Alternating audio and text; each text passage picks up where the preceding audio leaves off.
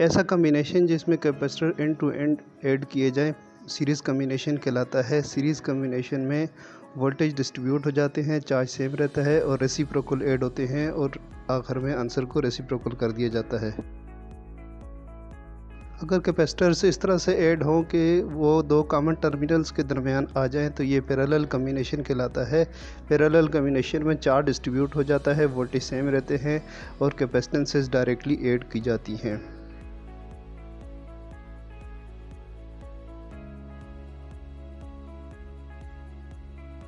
चलते हैं एक्सप्लेनेशन की तरफ।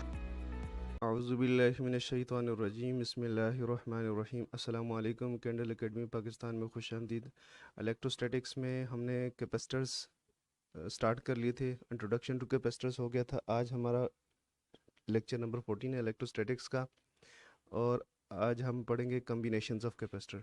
तो स्टूडेंट्स, कैपेसिटर्स की कम्बिनेशन की हमें क्यों ज़रूरत पड़ती है, और या कैपेसिटर्स की कम्बिनेशन से क्या मुराद है।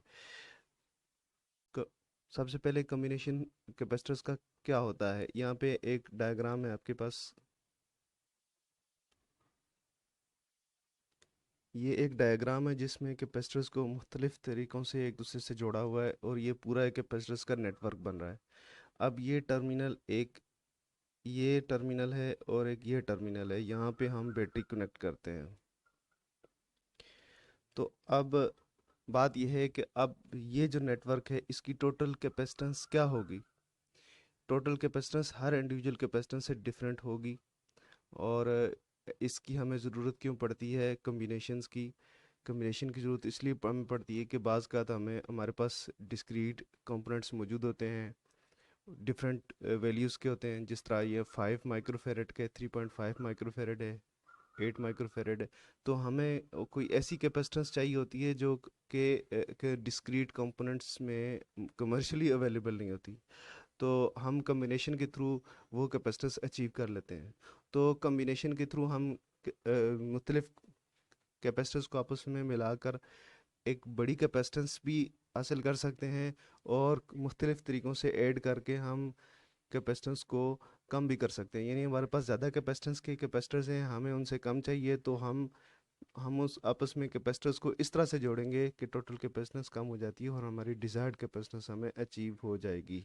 अगर हमें हमारे पास कैपेसिटर्स की जो वैल्यू है वो कम है, हमें ज़्यादा चाहिए, तो हम आपस में उनको फिर किसी तरीके से जोड़ते हैं, तो वो हमें ज़्यादा कैपेसिटेंस मिल जाती है। तो हम इस तरह से डिज़ायर्ड कैपेसिटेंस हम अचीव कर लेते हैं। तो बेसिक दो प्रोसीजर हैं कैपेसिटर्स को आपस में कंबाइन करने के। एक को कहते हैं सीरीज कम्बिनेशन और दूसरे को पैरेलल कम्बिनेशन। लेकिन एक कॉम्प्लेक्स कम्बिनेशन भी होता है जिसको सीरीज पैरेलल कम्बिनेशन कहते हैं। जिस तरह के ये मौजूद है आपके सामने, ये सीरीज पैरेलल कम्बिनेशन है। तो इनको जब सॉल्व किया जाता है, तो सॉल्व करते हुए इनको सीरीज और पैरेलल के हिसाब से ही सॉल्व किया जाता है। मिसाल के तौर पर ये दो कैपेसिटर्स हैं, तो ये आपस में सीरीज़ में आ रहे हैं, तो मैं इनको सीरीज़ के प्रोसीजर से ऐड करूँगा, तो मेरे पास एक कैपेसिटेंस बन जाएगी। फिर उसके बाद इन दो को मैं ऐड करूँगा, ये दो पैरेलल में होंगे, तो पैरेलल कम्बिनेशन वाला फार्मूला मैं यूज़ करूँगा। तो फिर मेरे पास एक कैपेसिटेंस इस तरह से बन जाएगी, इसके क्रॉस यूँ एक कैपेसिटेंस बन जाएगी। ठीक है। तो फिर ये आपस में सीरीज़ में बन रहे हैं, इनको रिड्यूस करूँगा। ठीक है। तो इनका कम्बिनेशन फाइंड करेंगे, तो फिर ये एक और कम्बिनेशन, एक और कैपेसिटर्स बन जाएगी सीरीज में। तो इस तरह सिंपल सॉल्व करते करते आपके पास एक कैपेसिटेंस बन जाएगी, जिसको हम कैपेसिटेंस इक्विवेलेंस कैपेसिटेंस कहते हैं, जो इस सारे सर्किट के एक कैपेसिटेंस के इक्विवेलेंट होगी। तो हमें इस तरह से टोटल कैपेसिटेंस पता चल जाती है। लेकिन बेसिक जो है, हम सीरीज और पैरेलल कैपेसिटेंस को ही डील करते हैं, उससे हम फार्मूला ड्राइव करते हैं। तो हम स्टार्ट करते हैं सीरीज कम्बिनेशन से। स्टूडेंट्स, सीरीज कम्बिनेशन कैपेसिटर्स का क्या होता है। When capacitors are connected plate to plate, the combination is called series combination. तो प्लेट टू प्लेट कैपेसिटर्स का मतलब ये है कि यहाँ पे एक कैपेसिटर है, इसके साथ यहाँ दूसरा कैपेसिटर लगा दें, और फिर यहाँ तीसरा लगा दें। एक की प्लेट जहाँ पे एंड हो वहाँ दूसरी की प्लेट कनेक्ट हो जाए। तो इस तरह का जो कॉम्बिनेशन होगा कैपेसिटर्स का वो सीरीज़ कॉम्बिनेशन कहलाता है कैपेसिटर्स का।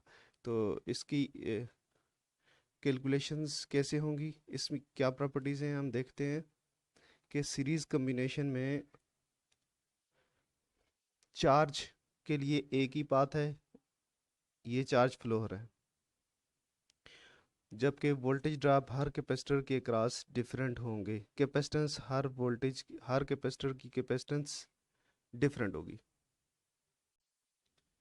तो ये कैपेसिटर चार्ज कैसे होते हैं इसको ज़रा से देख लेते हैं कि जब हमने सीरीज में लगाए हैं तो सारे कैपेसिटर कैसे चार्ज होते हैं। तो यहाँ से इलेक्ट्रॉन ट्रांसफ़र हुए इस प्लेट की तरफ, तो यहाँ पे इस प्लेट पे इलेक्ट्रॉन अकोमुलेट होना शुरू हो जाते हैं। तो ये इलेक्ट्रॉन्स यहाँ से क्या करते हैं, ये इलेक्ट्रिक फील्ड एक बन जाता है और इस प्लेट के अंदर जितने इलेक्ट्रॉन्स हैं उनको रिपेल कर देते हैं, और जबकि पॉजिटिव चार्ज को इस तरफ अटैक कर देते हैं। तो इस तरह से इस प्लेट के अंदर जितने जितने इलेक्ट्रॉन यहाँ इस प्लेट के ऊपर आ गए, इतनी ही इलेक्ट्रॉन इस प्लेट से इलेक्ट्रोस्टैटिक रिपल्शन की वजह से यहाँ से रिपेल होकर यहाँ पहुँच जाते हैं। तो जब वो इलेक्ट्रॉन यहाँ पहुँचते हैं तो इतनी अमाउंट में इलेक्ट्रॉन यहाँ से इलेक्ट्रोस्टैटिक रिपल्शन से यहाँ पे आगे की तरफ पुश हो जाते हैं, जबकि यहाँ पे इतना पॉजिटिव चार्ज आ जाता है। इसी तरह वो इलेक्ट्रॉन यहाँ पे पहुँच जाते हैं, ठीक है। तो वो यहाँ से इलेक्ट्रोस्टैटिक रिपल्शन की वजह से, इलेक्ट्रोस्टैटिक इंडक्शन की वजह से इस प्लेट के अंदर से भी इलेक्ट्रॉन्स को रिपेल करते हैं, ठीक है। तो यहाँ से ये इलेक्ट्रॉन इस बैटरी की तरफ अट्रैक्ट हो जाते हैं, बैटरी की तरफ चले जाते हैं, और यहाँ पे equivalent amount of positive charge develop हो जाता है। तो यानी जितना इस प्लेट के ऊपर इलेक्ट्रॉन एकमुलेट हुए, उतने ही इसने इस प्लेट से निकाल कर यहाँ जमा कर दिए, और इतना ही इसने इससे निकाल कर यहाँ पे ऐड कर दिए। तो हर कैपेसिटर के ऊपर चार्ज इस तरह से सेम रहता है, चार्ज डिफरेंट नहीं होता। चार्ज कैपेसिटेंस के मुताबिक नहीं होता, बल्कि जो एक कैपेसिटर के ऊपर चार्ज एकमुलेट होता है, दूसरे कैपेसिटर में भी उतना ही चार्ज होगा और तीसरे में भी उतना ही चार्ज होगा। लेकिन होगा ये कि हर कैपेसिटर के क्रॉस वोल्टेज डिफरेंट होंगे, क्यों कि ये सीरीज़ में ऐड है और सीरीज़ में हमेशा वोल्टेज डिवाइड हो जाते हैं। तो टोटल वोल्टेजेस जो हमने बैटरी से अप्लाई किए हुए हैं वो किसके बराबर होंगे, V is equal to V1। एक मीटर लगाकर हम देखेंगे तो हमें डिफरेंट वोल्टेजेस मिलेंगे, सबको अगर सम करें तो बैटरी के वोल्टेज के मुताबिक के बराबर हो जाएंगे, V1 plus V2 plus V3। तो टोटल वोल्टेजेस जो होंगे सब के कैपेसिटर्स के वोल्टेजेस के बराबर हो जाएंगे। अब हमें कैपेसिटर की इक्वेशन का पता है, Q is equal to CV।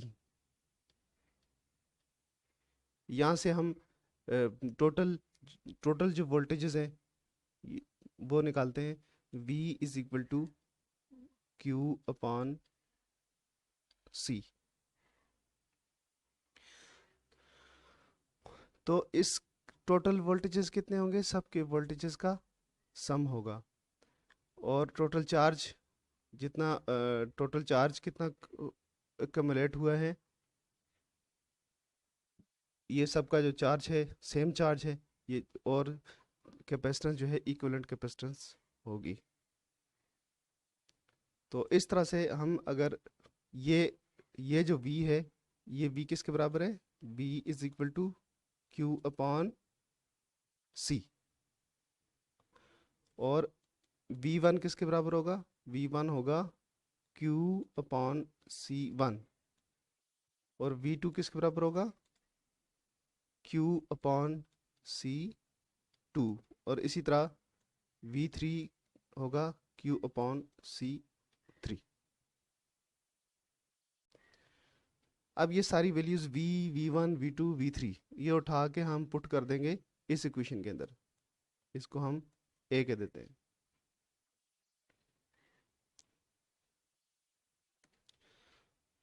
तो ये हो जाएगा Q अपॉन C, ये C इक्वलेंट है, इक्वलेंट, और ये भी टोटल वोल्टेजेस थे, टोटल चार्ज था, और ये C इक्वलेंट कैपेसिटेंस थी। जबकि ये क्या है, चार्ज चूँकि सेम ही है तो इसलिए चार्ज को क्यू ही लिखेंगे, और ये कैपेसिटेंस नंबर 1 और plus Q upon C2 plus Q upon C3।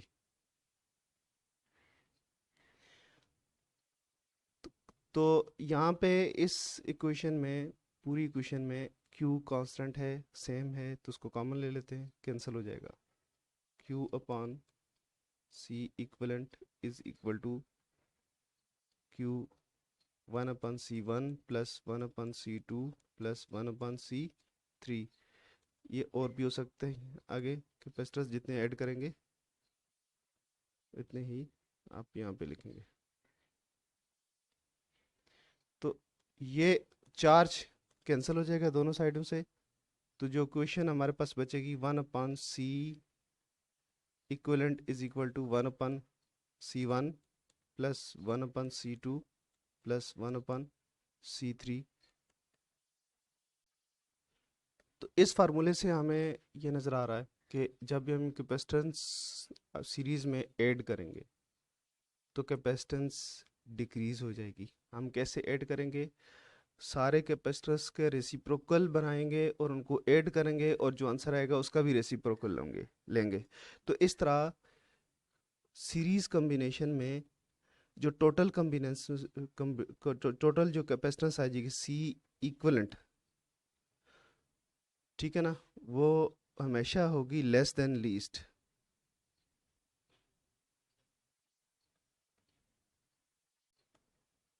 जो सबसे छोटी कैपेसिटेंस है तो टोटल कैपेसिटेंस उससे भी कम आएगी।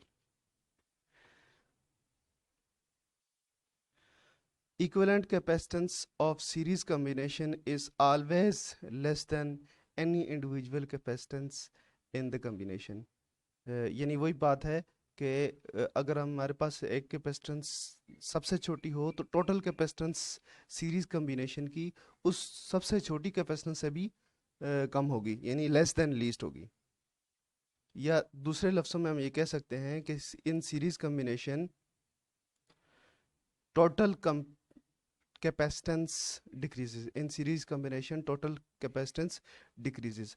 अच्छा, इसको हम देख लेते हैं कि ये होता कैसे है, किस तरह से डिक्रीज हो जाती है टोटल कैपेसिटेंस। इसको हम डायग्राम से समझ सकते हैं। हमने कैपेसिटेंस का जो फार्मूला पढ़ा था, जो कैपेसिटर की स्ट्रक्चर के ऊपर, उसकी डायमेंशन के ऊपर को एक्सप्लेन करा था, कैपेसिटेंस को और डायमेंशन को रिलेट करा था, वो था C is equal to epsilon nought A upon D। तो इसका मतलब ये है कि यानी अगर डिस्टेंस बिटवीन द प्लेट्स हम बढ़ाएंगे तो कैपेसिटेंस कम हो जाएगी। अब बैटरी के साथ जो डायरेक्टली कनेक्टेड हैं वो ये प्लेट है, ये प्लेट A और ये प्लेट B। तो इफेक्टिव एरिया प्लेट का यही होगा, एरिया ऐड नहीं होगा, क्योंकि कैपेसिटर के साथ जो बैटरी के साथ डायरेक्टली कनेक्टेड प्लेट्स हैं वो ये वाली हैं, ठीक है। तो इसलिए इसके ऊपर यहाँ पे होगा नेगेटिव चार्ज और इसके ऊपर होगा पॉजिटिव चार्ज, ठीक है। तो बीच में ये जो प्लेट्स हैं, ये बाकी प्लेट्स क्या कर रही हैं? बाकी प्लेट्स एक्चुअली इस डी को, यहाँ पे D1 ये डिस्टेंस है, ये D2 है, ये D3 है और ये D4 है। तो ये सारे डिस्टेंसेस ऐड हो रहे हैं इन दोनों प्लेट्स के बीच। तो टोटल जो बन रहा है वो डिस्टेंस इन सब का सम होगा, D1 D2 D3 और D4। तो यानी इक्वलेंट हम डिस्टेंस करें, शो करें तो इस तरह से बनेगा। यानी ये प्लेट है जो प्लेट कैपेसिटर के साथ बैटरी के साथ डायरेक्टली कनेक्टेड है, और दूसरी ये है, और उनके उसके दरमियान ये डिस्टेंस है T, जो कि बहुत ज़्यादा डिस्टेंस है। तो सीरीज में कैपेसिटेंस क्यों डिक्रीज होती है? क्योंकि सीरीज में कैपेसिटेंस जो कैपेसिटर की जो प्लेट्स हैं उनका दरमियान का डिस्टेंस, टोटल डिस्टेंस बढ़ जाता है। हर कैपेसिटर का जो डिस्टेंस D है वो ऐड हो जाता है और टोटल बढ़ जाता है, जबकि इफेक्टिव एरिया वही रहता है। एरिया सेम रहता है, जबकि ये बढ़ जाता है, तो टोटल कैपेसिटेंस रिड्यूस हो जाती है। स्टूडेंट्स, अब नेक्स्ट कॉम्बिनेशन है पैरेलल कॉम्बिनेशन। तो पैरेलल कॉम्बिनेशन क्या होता है, इसको पहले डिफाइन कर लेते हैं और फिर इसकी डिटेल में जाते हैं। तो पैरेलल कॉम्बिनेशन क्या होता है, व्हेन टू और more than two capacitors are connected between two same points, the combination is called parallel combination. यानी ये ये एक पॉइंट है, ये दूसरा पॉइंट है, ये डायरेक्टली हम बैटरी के साथ कनेक्ट कर रहे हैं। इनके साथ इन दो पॉइंट्स के बीच में डायरेक्टली हम कैपेसिटर्स ऐड कर दें, यानी दूसरा कैपेसिटर भी हम यहाँ लगा दें और तीसरा कैपेसिटर भी हम यहाँ लगा दें। तो इस तरह का जो कॉम्बिनेशन होगा, ये बिटवीन टू कॉमन पॉइंट्स अगर सारे कैपेसिटर्स आ रहे हैं तो इसको हम पैरेलल कॉम्बिनेशन कहते हैं। इस पैरेलल कॉम्बिनेशन के क्या कैरेक्टरिस्टिक्स हैं, इनको हम किस तरह से ऐड करते हैं, इसके लिए फार्मूला ड्राइव करते हैं। चलें आगे चलते हैं। ये हमारे पास पैरेलल कॉम्बिनेशन है कैपेसिटर्स का।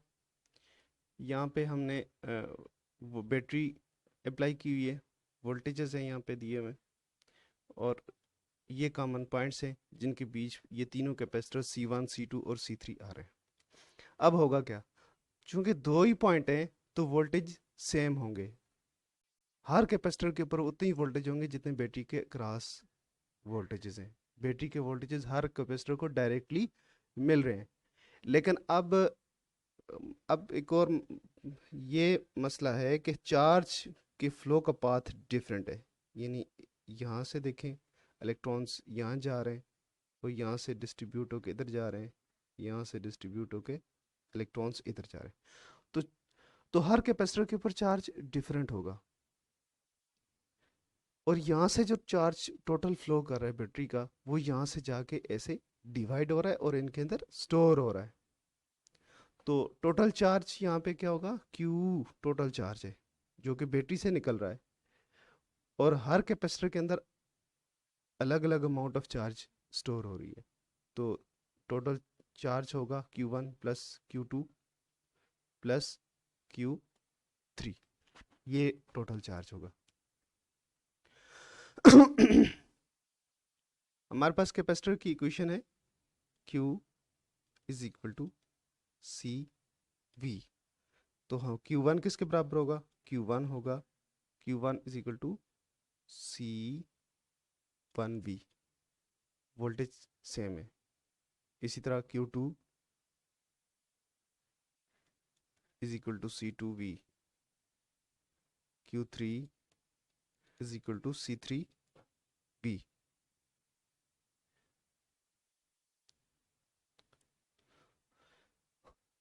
इन सारी वैल्यूज को उठा के हम इस इक्वेशन के अंदर पुट कर देते हैं, जिसको हम इक्वेशन नंबर A का नाम देते हैं।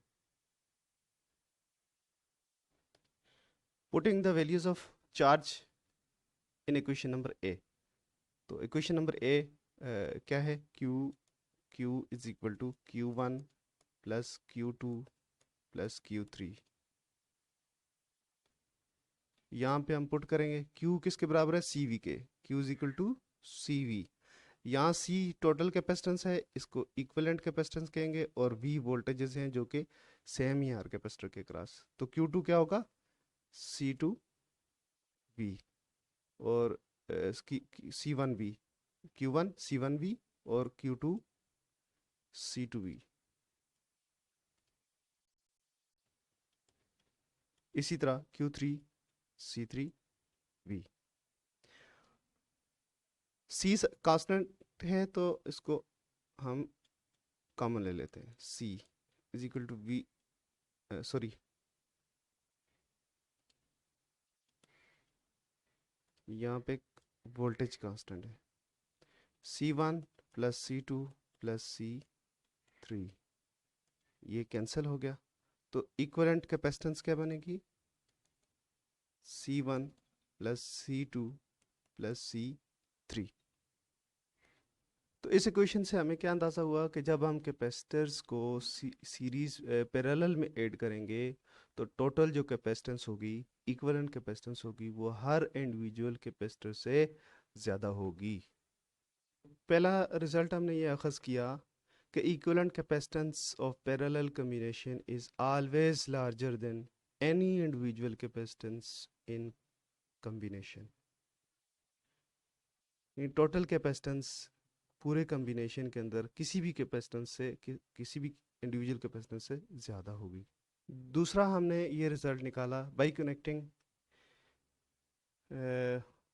एक ही बात है लेकिन दूसरे एंगल से है, by connecting more capacitors in parallel combination, equivalent capacitance increases।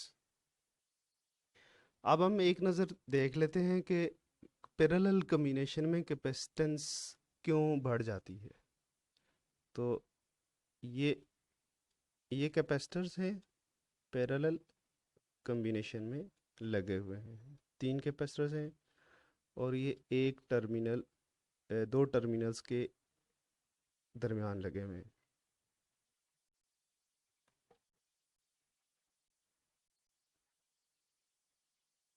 यहाँ से इस तरह से ये कनेक्टेड है और ये बैटरी के साथ कनेक्टेड है।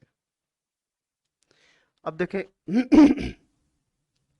इफेक्टिव प्लेट कैपेसिटर की वो होगी जो बैटरी के साथ डायरेक्टली कनेक्टेड होगी। ये भी इफेक्टिव प्लेट है, ये भी इफेक्टिव प्लेट है, ये भी इफेक्टिव प्लेट है, बैटरी के साथ डायरेक्ट इस टर्मिनल के साथ कनेक्टेड है। ये भी इफेक्टिव प्लेट है, ये भी क्योंकि बैटरी के साथ डायरेक्टली कनेक्टेड है। तो इन सब का एरिया ऐड हो जाएगा, ये ऐड हो जाएगा, एरिया आपस में सम हो गया, तो एरिया इंक्रीज हो गया, एरिया इंक्रीजेस। लेकिन साथ ही दूसरी बात डिस्टेंस की देखें, डी। अब डिस्टेंस इंक्रीज नहीं हो रहा, डिस्टेंस दो प्लेट्स ये पूरी समझें कि इक्विवेलेंट प्लेट क्या होगी, वो ऐसे ही बड़ी सी प्लेट है, यूं बड़ी सी प्लेट है, लेकिन डिस्टेंस वही है, डी वही है।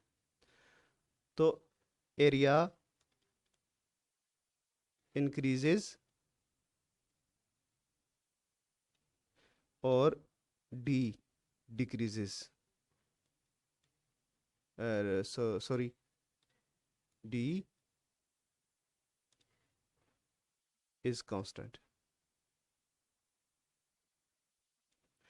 तो कैपेसिटेंस हमारे पास क्या थी, epsilon not a upon D. अब एरिया आपका 3 टाइम्स हो गया, यानी 3 कैपेसिटर्स हैं तो 3 का एरिया ऐड हो जाएगा, जबकि डी की वैल्यू वही रहेगी, तो टोटल कैपेसिटेंस इंक्रीज हो जाएगी, सी इंक्रीजेस।